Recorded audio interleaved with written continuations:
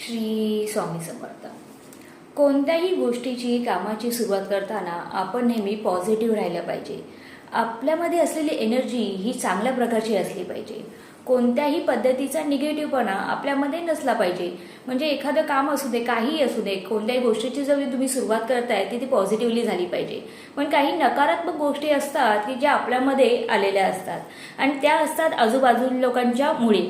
तर ह्या नकारात्मक गोष्टी आपल्यातून घालवण्यासाठी किंवा कसा पॉझिटिव्ह आपण अप्रोच केला पाहिजे त्याच्यासाठी एक छोटासा उपाय सांगते. खूप छोटासा उपाय आहे, पण 99 का 100% हा वर्क करतो आणि निगेटिव्ह एनर्जी निघून जाते.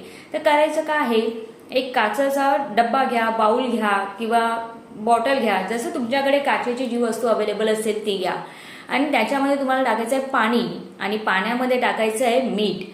1 चमचा मीठ टाका. जसं त्या कंटेनरची साईज असेल त्याप्रमाणे मीठ टाका, कारण मिठामध्ये निगेटिव्ह एनर्जी दूर करण्याचे खूप मोठे गुणधर्म आहे. मिठामुळे माता लक्ष्मी सुद्धा आपल्या घरी वास करते.